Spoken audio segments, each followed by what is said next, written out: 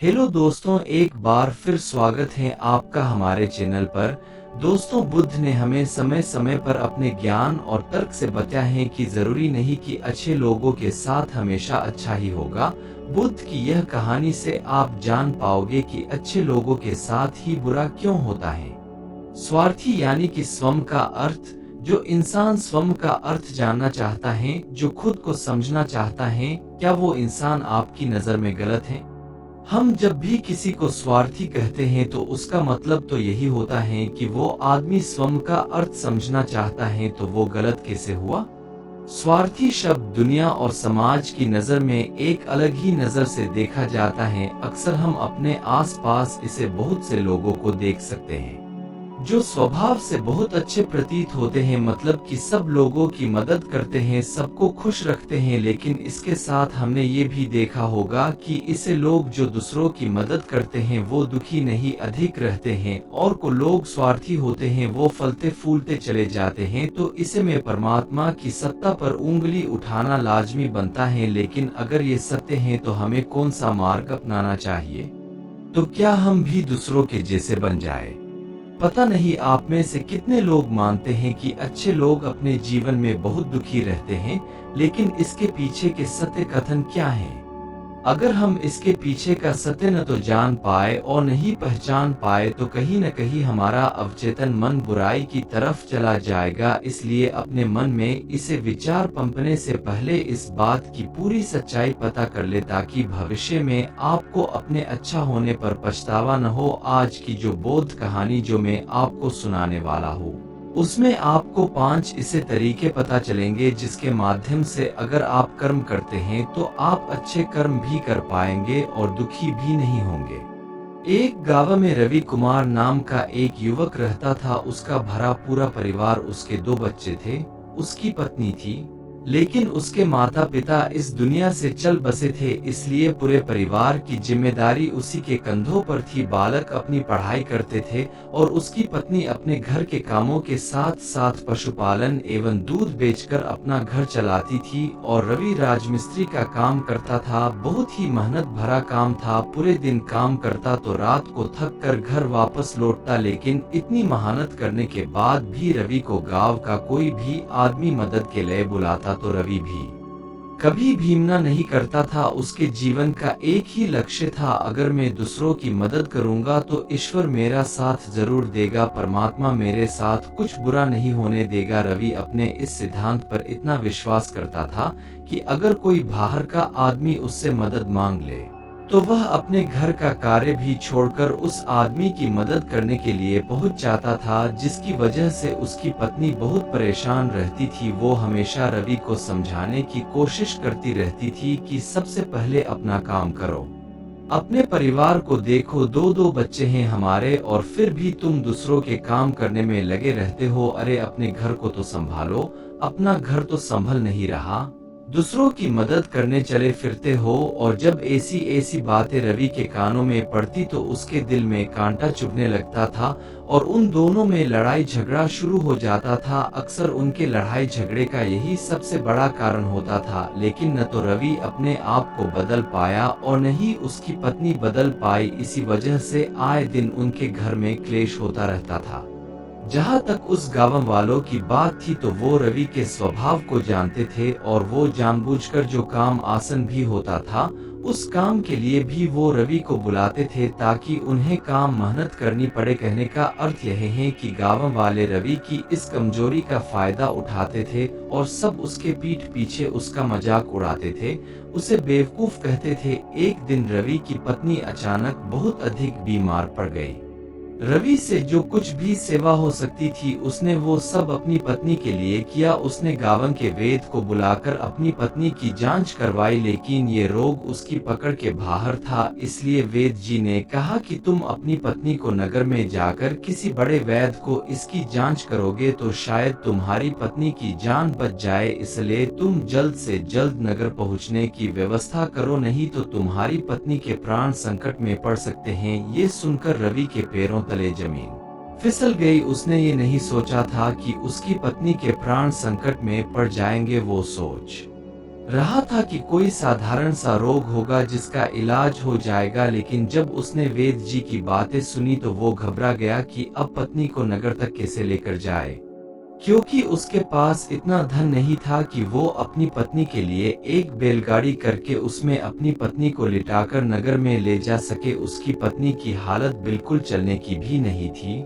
इसलिए उसे नगर पहुंचने के लिए किसी बैलगाड़ी की जरूरत थी। संयोग से उसके पड़ोसी चंदू के पास एक बैलगाड़ी थी। वो अक्सर व्यापार के लिए अपनी बैलगाड़ी नगर में लेकर जाया करता था, इसलिए रवि के मन में विचार आया कि मैं चंदू की बैलगाड़ी ले सकता हूँ, मैं चंदू की इतनी मदद करता हूँ, कभी उसके काम को नहीं टालता तो वो तो मेरे काम को कभी मना नहीं कर सकता। और यही सोचकर वो बैलगाड़ी लेने के लिए चंदू के पास पहुंच जाता है। लेकिन चंदू बहुत ही चालाक आदमी था, वो बिना किराए के अपनी बैलगाड़ी अपने सगे संबंधियों के लिए भी नहीं ले जाता था, तो रवि की तो दूर की बात रही। जब रवि ने उससे बैलगाड़ी के बारे में पूछा तो उसने ये कहकर उसका ये काम टाल दिया कि मेरे बैल बहुत अधिक बीमार हैं, वो शायद बच भी मुश्किल से पाएंगे, 5 दिनों से वो कुछ भी नहीं खा रहे हैं, तो इसे मैं बेचारा बैलगाड़ी लेकर कहाँ नगर तक पहुँच पाएगा। हाँ, अगर तुम कुछ धन की व्यवस्था कर सकते हो तो मैं अपने एक मित्र की बैलगाड़ी तुम्हारे लिए मंगवा सकता हूँ। यह सुनकर रवि परेशान एवं चिंतित हो गया, क्योंकि उसके पास तो धन है ही नहीं, इसका मतलब उसकी पत्नी बड़े नगर वैद्य के पास इलाज के लिए पहुँच नहीं पाएगी। जब रवि मन मन कुछ सोचता हुआ घर वापस आ रहा था तो उसने एक दिल दहलाने वाला सीन देखा कि चंदू के बैल, जो चंदू के अनुसार बीमार थे और कुछ खा भी नहीं रहे थे, वही बैल गांव का एक युवक उसकी बाड़ से खोलकर बाहर ला रहा था और गाड़ी में उसको जोत रहा था। ये सब देखकर पहले तो रवि को कुछ समझ में नहीं आया। उसके बाद जब रवि ने उस युवक से पूछा तो उसने बताया कि चंदू ने ये बैलगाड़ी उसे किराए पर दी है। ये सुनकर रवि का दिल टूट गया।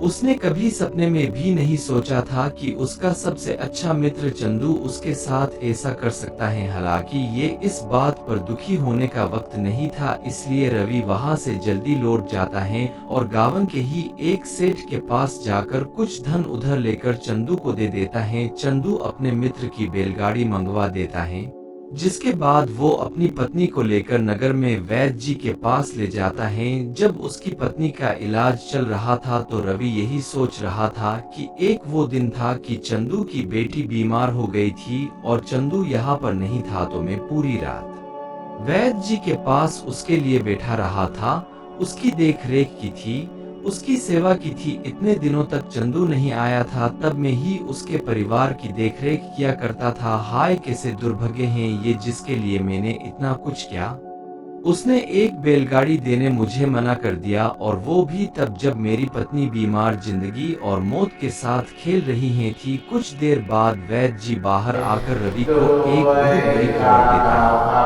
वो रवि को बताता है कि उसकी पत्नी को कर्क रोग हो चुका है और इसका कोई इलाज नहीं है, उसके पास कुछ समय ही शेष बचा है। ये सुनकर रवि दुखी होकर वही जमीन पर बैठ गया। उसकी पूरी दुनिया मानो खत्म सी हो गई है और उसे कोई रास्ता भी नजर नहीं आ रहा था। कुछ समय बाद उसकी पत्नी चल बसी और दोनों बच्चों की जिम्मेदारी उसके कंधों पर आ गई थी। लेकिन यहाँ पर रवि के सारे सिद्धांत टूट चुके थे, उसके सारे भ्रम खत्म हो चुके थे।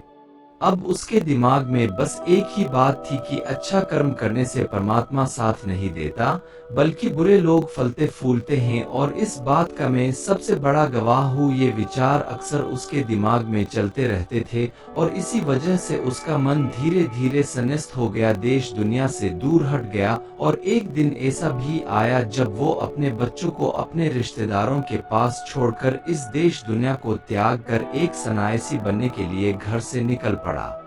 उसने गांव में किसी को कुछ नहीं बताया, किसी को नहीं पता था कि रवि अचानक कहाँ गायब हो गया। संन्यास की दीक्षा लेने के लिए वो बौद्ध भिक्षु के पास पहुंचता है। बौद्ध भिक्षु उस समय ध्यान में बैठे थे। ध्यान से बाहर आने के बाद बड़े ध्यान से रवि के चेहरे को देखते हैं और उससे सन्यासी बनने का कारण पूछते हैं। इस पर रवि उन्हें पूरी आप बीती सुना देता है और कहता है कि हे महात्मा, इस दुनिया से मुझे कुछ भी हासिल नहीं हुआ है, मेरे मन इस दुनिया से विरक्त हो चुका है। जब अपने दोस्तों ने ही मेरा साथ नहीं दिया तो इस दुनिया में रहने का क्या मतलब।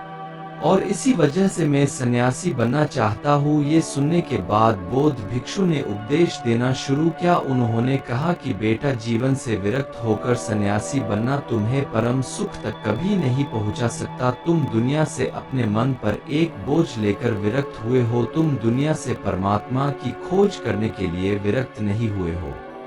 इस भ्रम में कभी नहीं पड़ना। तुम संसार से विरक्त हुए हो क्योंकि संसार ने तुम्हें धोखा दिया, ऐसा तुम्हें लगता है, इसलिए तुम परमात्मा पे कभी विश्वास नहीं कर पाओगे। इसलिए सन्यासी होने का भी तुम पूरा लाभ कभी नहीं ले पाओगे। सन्यासी होने का लाभ तब मिलता है जब हमारी प्रभु में, परमेश्वर में, परमात्मा में पूर्ण आस्था बन जाती है। मैं तुमसे पूछता हूँ, क्या तुम्हारी आस्था परमात्मा में है? ये सुनकर रवि कहता है कि हे महात्मा, मैं तो दुनिया देखकर आया हूँ कि जो बुरे कर्म करता है वो ही फलता फूलता है और जो अच्छा काम करता है उसे कुछ भी नहीं देता। इसलिए मैं परमात्मा पर अपनी पूर्ण आस्था कैसे बना सकता हूँ। ये सुनकर उस बौद्ध भिक्षु ने कहा कि यही तो मैं तुम्हें समझाना चाहता हूँ कि तुम पूरी ऊर्जा अपने सन्यासी जीवन में लगाओ और उसके बाद भी तुम्हें फल प्राप्त न हो तो तुम्हें कैसा लगेगा। इसलिए किसी की नहीं मदद करने के लिए मैं 5 सिद्धांत तुम्हें बताता हूँ। ये 5 सिद्धांत समझकर अपने संसार में वापस लौट जाओ और संसार में एक ग्रस्त जीवन जो उसके बाद ही सन्यासी जीवन का उदय होता है। जब हम अपने ग्रस्त जीवन को पूर्ण रूप से समझ लेते हैं और अपनी जिम्मेदारियों का निर्वाह कर देते हैं। यह कहकर बौद्ध भिक्षु ने कहना शुरू किया कि जब भी तुम किसी की सहायता करते हो, किसी की मदद करते हो, तो उसमें सबसे पहली बात, सबसे पहला सिद्धांत जो ध्यान में रखने का होता है कि किसी की मदद करते वक्त, किसी की सहायता करते वक्त कभी भी उससे कोई उम्मीद मत रखना। ये मत सोचना कि आज मैंने उसकी मदद की है तो कल वह भी मेरी मदद करेगा। अगर तुम ऐसा सोचोगे तो तुम्हें जीवन में दुखों का सामना करना पड़ेगा, क्योंकि एक नहीं तो दूसरा, दूसरा नहीं तो तीसरा कोई न कोई तुम्हारी उम्मीद जरूर तोड़ेगा। वो हमरे लालच का ही एक रूप होता है। हम उसकी सहायता या मदद निर्भर तरीके से नहीं कर रहे हैं। हमारे मन में लालच का भाव है, हमारे मन में बदले का भाव है। हम ये सोचकर कर मदद करते हैं कि इसकी मदद कर देता हूँ तो कल ये मेरी भी मदद करेगा। और यही लालच अक्सर उन लोगों की मदद करने पर विवश करता है जो किसी न किसी रूप में धनवान होते हैं, क्योंकि हमें लगता है कल ये आदमी धन के रूप में मेरी मदद कर सकता है। और इसलिए जिस इंसान को वास्तविकता में मदद की आवश्यकता है, हो सकता है वो गरीब हो, लेकिन हमारा मन अपने लालच के वशीभूत होकर उसकी मदद कभी नहीं करेगा। इसलिए किसी की मदद और किसी की सहायता करने के अपने विचार को विस्तार दो। केवल एक प्रकार के वर्ग के लिए अपनी सहायता या मदद पेश मत करना, उन सबके लिए समान होनी चाहिए। जरा सोचो, एक तरफ तुम्हारा मित्र हो जिसके पास धन है, संपदा है, और दूसरी तरफ कोई गरीब औरत हो जो भूखी बैठी हो। तुम्हारा दोस्त तुमसे कहता है कि यार आज तो खाने के लिए अच्छे से अच्छे पकवान मंगवा लो बाजार से, और दूसरी तरफ वो औरत तुमसे 2 सूखी रोटी मांग रही है, तो तुम किसकी मदद करोगे? कौन मदद का हकदार सबसे पहले है? सबसे पहले हमारा कर्तव्य बनता है कि उस भूखी औरत की भूख मिटाई जाए, लेकिन अक्सर इंसान ऐसा नहीं सोचता। वो अपने दोस्त को तो खिला देगा लेकिन किसी गरीब की मदद न करेगा और न ही पैसे देगा। दूसरी बात जो ख्याल में रखने की है वो ये कि सहायता करते वक्त हमारा लालच कभी भी उसके साथ नहीं जुड़ना चाहिए। अक्सर हम जब किसी की मदद करते हैं तो हमारा लालच उसके साथ जुड़ा होता है और हम अपनी भविष्य की योजना तैयार कर उस आदमी की मदद करते हैं। हम ये सोचते हैं कि अगर मैं ये इसका काम करूंगा तो बाद में यह आदमी मेरा वो काम पूरा कर देगा, लेकिन वो सहायता, वो मदद परमात्मा को बिल्कुल भी नहीं खटकती, क्योंकि वो लालच है। जाहिर है आप अपने आप को धोखा देने के लिए अपने लालच को एक सहायता, एक मदद का रूप दे रहे हैं। तीसरी बात जो ख्याल रखने की है वो ये है कि अपने सामर्थ्य के हिसाब से दूसरे की मदद करो। कभी भी एक ग्रस्त आदमी को किसी की इतनी सहायता नहीं करनी चाहिए जिससे कि उसका परिवार और उसके बच्चे कष्ट में जीवन बिताए। सबसे पहला फर्ज हमारा होता है कि अपने परिवार को सुखी रखना, उनकी जरूरतें पूरी करना और उसके बाद दूसरों की मदद करना आता है। लेकिन कुछ लोग दूसरों की मदद पहले करते हैं और अपने परिवार को समय काम देते हैं, जिससे कि परिवार में आए दिन कलेश होता रहता है। अगली बात जो ख्याल में रखने की होती है वो ये कि अपना कर्म, अपनी जिम्मेदारियां पहले निभानी चाहिए। हम अपना कर्म छोड़कर पहले दूसरों की मदद करने के लिए चले जाते हैं और जब दूसरा बदले में हमारी मदद नहीं करता तो हमारा दिल दुखी हो जाता है। हम सोचते हैं कि आमने तो अपना काम छोड़कर उस आदमी की मदद की थी और वो आदमी मेरी मदद नहीं कर रहा है, इसलिए अपना कर्म सबसे ऊपर, क्योंकि वही काम करने के लिए इस दुनिया में हमारा जन्म हुआ है। और सबसे आखिर में जो बात समझने की कि परमात्मा की मर्जी से ही सब कुछ होता है। हमारा कर्तव्य है कि अपने कर्म को करते जाना। करनी धरनी तो ऊपर वाले के हाथ में है, इसलिए जो कुछ भी होता है सब ऊपर वाले पर छोड़ दो। अगर तुम्हें कोई धोखा भी देता है तो ये समझ के चलो कि वो सब ऊपर वाले की करनी होती है। आप ये मन के चलो कि मैं करता नहीं हूँ, करवाने वाल तो वो हैं। उसके सामने किसी की जब ये विश्वास हमारे मन में पंपने लगता है तो हमारी सारी शिकायतें दूर हो जाती हैं।